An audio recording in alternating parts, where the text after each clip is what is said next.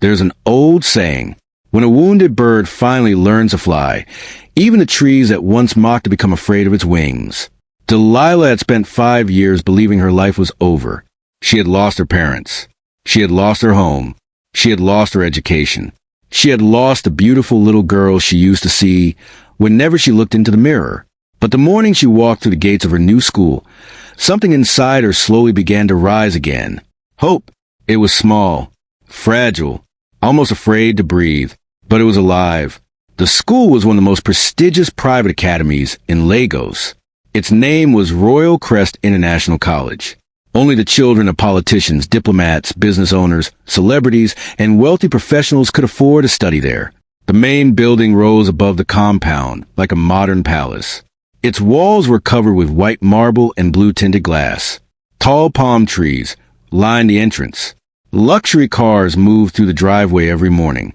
Black Range Rovers, white Mercedes-Benz vehicles, Bentleys, Porsches, and sleek SUVs driven by uniformed chauffeurs. The students wore elegant navy blue blazers with silver buttons, crisp white shirts, striped ties, and polished black shoes. The girls wore pleated skirts that fell neatly below their knees. The boys wore fitted navy blue trousers. Every uniform carried the Royal Crest emblem embroidered in silver thread. Even the school bags seemed expensive. Some students carried designer backpacks. Others arrived with watches that cost more than many families earned in a year. Delilah stood beside Precious at the entrance, holding a simple navy blue school bag Richard had bought for her. Her braids were neatly packed behind her head. Her uniform was new, her shoes shone, but her hands trembled. She had not entered a classroom in 5 years. She could feel students staring. Some looked curious. Some whispered. Some smiled. Others looked at her as though they were trying to decide whether she belonged there. Precious noticed their attention. She leaned closer to Delilah. "Do not embarrass me." Delilah looked at her. "I will not. And do not tell anyone you live in our house." Delilah's expression fell. "Why?" Precious rolled her eyes. "Because people may think we are sisters." Delilah looked down. "We are not sisters," Precious continued. "My father only brought you into our house because he felt sorry for you." The words hurt, but Delilah said nothing. She had learned that silence often protected her better than arguments. A female teacher approached them. She wore a fitted burgundy suit, pearl earrings, and low black heels. "You must be Delilah Williams," she said warmly. Delilah nodded. "I am Mrs. Adeyemi, your class teacher. Welcome to Royal Crest." "Thank you, Ma." Mrs. Adeyemi smiled. "Precious, please help her settle in." Precious forced a smile. "Of course, Ma." The moment the teacher walked away, Precious whispered, "Do not follow me everywhere." Then she turned and joined a group of girls near the staircase. Delilah remained alone. She held the straps of her bag and looked around the enormous school. For a moment, she felt 8 years old again, lost, afraid, waiting for her mother's hand. But her mother was gone. Her father was gone. And this time, Delilah had to walk forward alone. She entered her classroom. 24 students sat behind polished wooden desks. Interactive digital boards covered the front wall. The windows were wide and bright. Educational posters hung beside shelves filled with textbooks. Every student looked well-dressed and confident. Mrs. Adeyemi stood before the class. "Everyone, we have a new student joining us today." Whispers filled the room. Mrs. Adeyemi turned to Delilah. "Please introduce yourself." Delilah's heartbeat quickened. She walked slowly to the front. "My name is Delilah Williams." A boy near the window whispered. She looked scared. A girl beside him giggled. Delilah heard them. Her throat tightened. Mrs. Adeyemi encouraged her with a smile. "Tell us something about yourself." Delilah thought for a moment. "I like reading." "What kind of books?" "Science books. Stories, too." "That is wonderful." Mrs. Adeyemi pointed toward an empty desk. "You may sit there." Delilah walked to the desk. As she passed Precious, she saw Precious watching her without smiling. The first few weeks were difficult. Delilah was intelligent, but 5 years outside the classroom had left large gaps in her education. Mathematics confused her. Some science lessons moved too quickly. Students used laptops and tablets she had never learned to operate.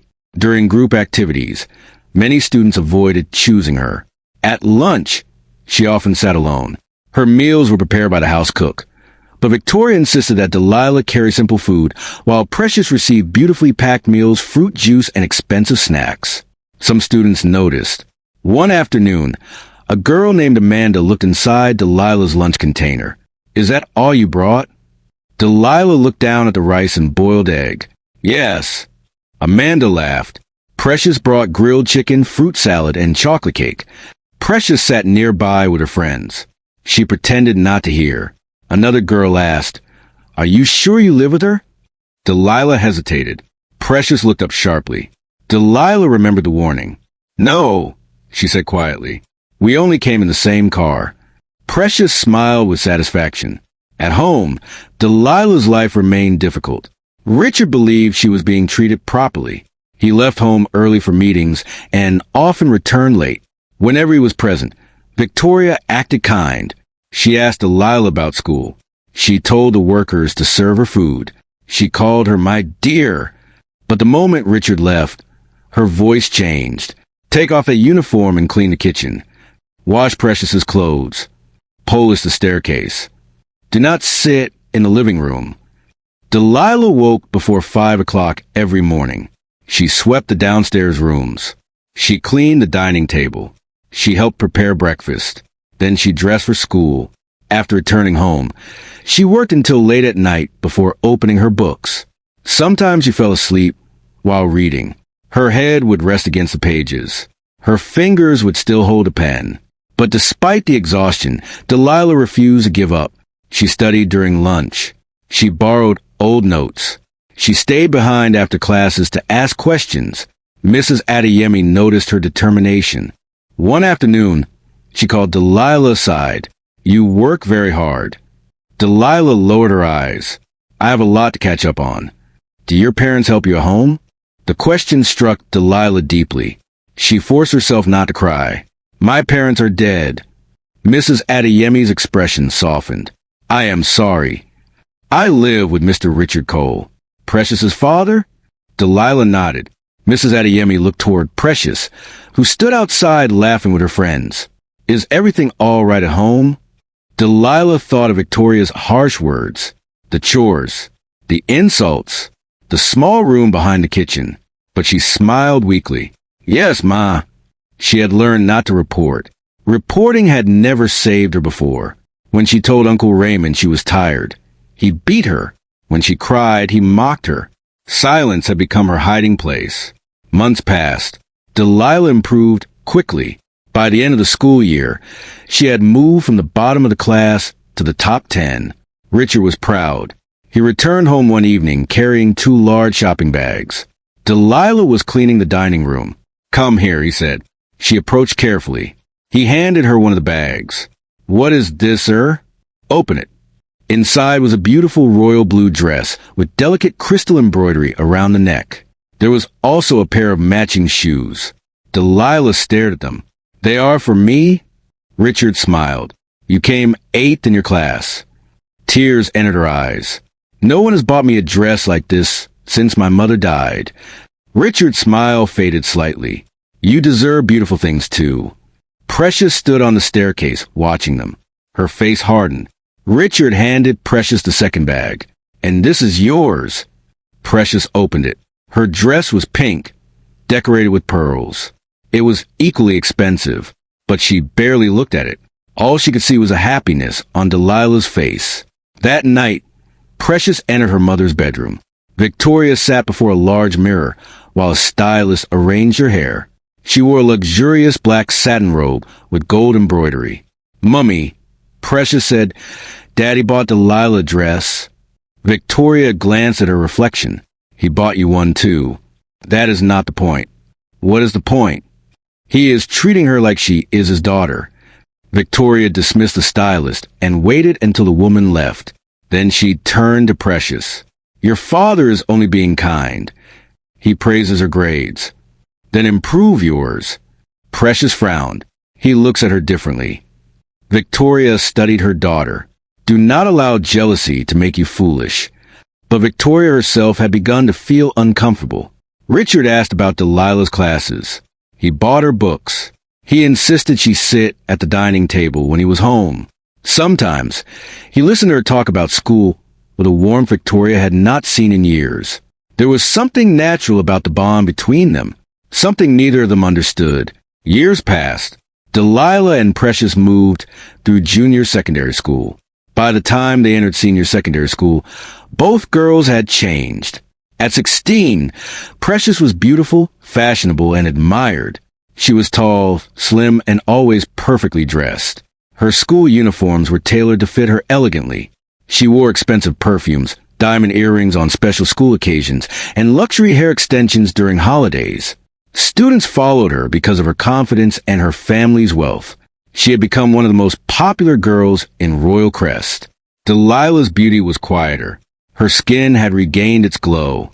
Her natural hair was long and often arranged in elegant braids. She had large, expressive eyes and a gentle smile.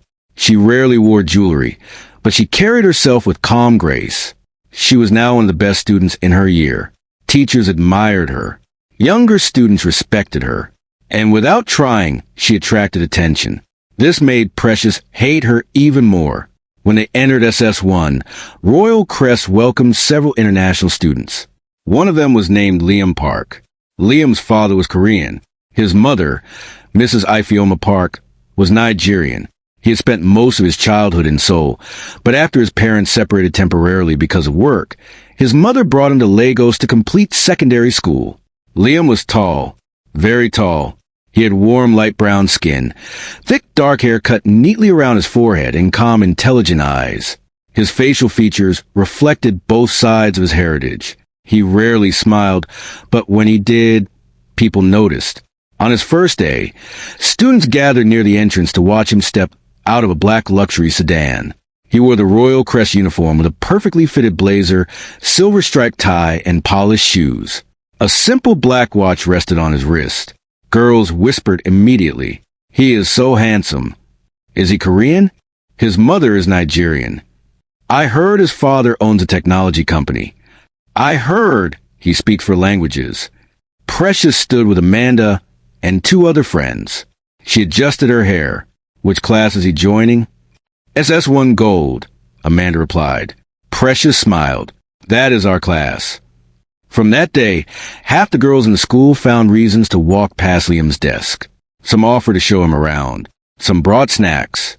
Some asked for his social media account. Precious did more than all of them. She began wearing more expensive hair accessories. She sprayed perfume before entering class. She laughed louder whenever Liam was near.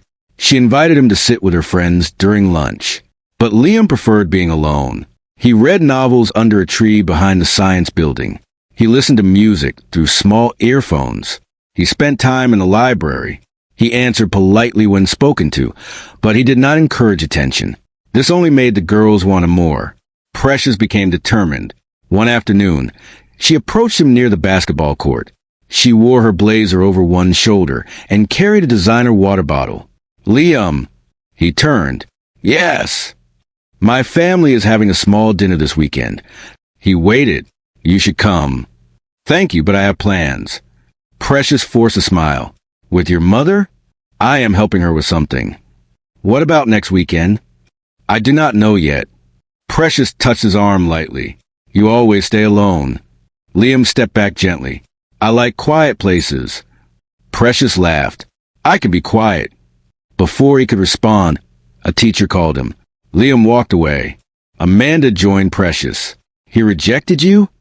Precious looked at her sharply. "He did not reject me." It sounded like rejection. Precious tightened her grip around the bottle. "He just does not know me yet." Delilah knew almost nothing about Liam. She had seen him in class. She had noticed how students gathered around him, but she had no interest in joining them. She was too busy trying to survive school and home. The bullying began quietly. At first, it was whispers, then laughter, then cruel jokes. Precious never directly attacked Delilah. She was too careful. Instead, she allowed her friends to do it. Amanda led the group. Amanda's father was a powerful politician. She believed rules belonged to poorer people. One afternoon, Delilah entered the changing room after physical education class. Her uniform had disappeared. She searched every locker. "What are you looking for?" Amanda asked. "My uniform." Amanda smiled. Perhaps it walked away. The girls laughed. Delilah eventually found it inside a rubbish bin. Juice had been poured over the white shirt. Mud covered the skirt. She stood there holding it while the girls walked away. Precious passed the door. She saw the uniform. She saw Delilah's tears. But she said nothing. Another day, someone poured water inside Delilah's school bag. Her notebooks were destroyed. A week later, an anonymous message was posted in the class group. It called Delilah a charity case. It said she had entered the school through pity. It claimed she worked as a maid in Precious's home. Students began asking questions. Is it true? Do you clean Precious's room? Did her father pay her fees? Delilah denied nothing. She simply walked away. Precious watched the humiliation from a distance. Something inside her felt satisfied, but Delilah's silence did not make the bullying stop. It made the girls bolder. One afternoon, Delilah walked toward the science laboratory carrying a stack of books. Amanda and two friends blocked the corridor. "Where are you going?" Amanda asked. "To class." Amanda removed one of the books from the stack. "Speak louder. We cannot hear servants when they whisper." Delilah reached for the book. "Please give it back." Amanda dropped it onto the floor. The girls laughed. Delilah bent to pick it up. One of them kicked the remaining books from her hands. They scattered across the corridor. Students stopped to watch. Nobody helped. Precious stood near the staircase. She saw everything. She could have stopped them. She could have said one word. But she remembered how Richard smiled at Delilah, how he praised her, how he defended her. Precious turned away. Amanda stepped on one of Delilah's notebooks. "Beg me to move." Delilah looked at her. "Please." Louder. "Please move." Amanda laughed. Then a calm male voice came from behind them. "Take your foot off her book." Everyone turned. Liam stood at the end of the corridor. His face was no longer calm. His jaw was tight. His eyes were fixed on Amanda.